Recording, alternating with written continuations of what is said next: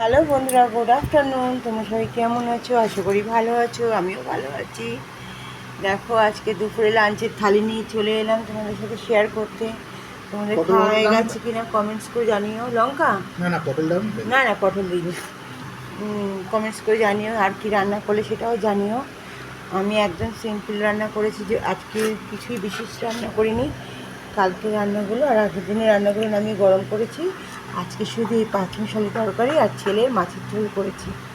পাঁচমিশালি তরকারির মধ্যে দেখো কী কী আছে: বরবটি, আলু, বেগুন, কুমড়ো, আর আর কি দিয়েছি, পটল দিয়েছি না, ঝিঙে দিয়েছি, সব দিয়ে করেছি, যেটা রাতে রুটিতেও ভালো লাগবে। এই কলাই ডাল দিয়ে খাবো মেখে। তার সাথে আছে গন্ধরাজ লেবু, ভাত, পেঁয়াজ, শসা আর ইলিশ মাছের ঝাল। কী গো, কলার ডালটা কেমন লাগলো গো? দারুণ। আর পাঁচমিশালি তরকারিটা খুব পছন্দ হয়েছে। আর কলার তরকারিটা বললে না তো? কিসের তরকারি? কাতলা মাছ। ও, কাতলা মাছের তরকারি, হ্যাঁ, ওটা ছেলের। ভালো আছে ঝোলটা। এই হচ্ছে আজকে আমাদের দুপুরের লাঞ্চ। তো খেলো না? না, ওর শরীরটা খারাপ, আর দিলাম না, থাক। তুমি একটু নিয়ে এখান থেকে। না, আমাকে দিও না।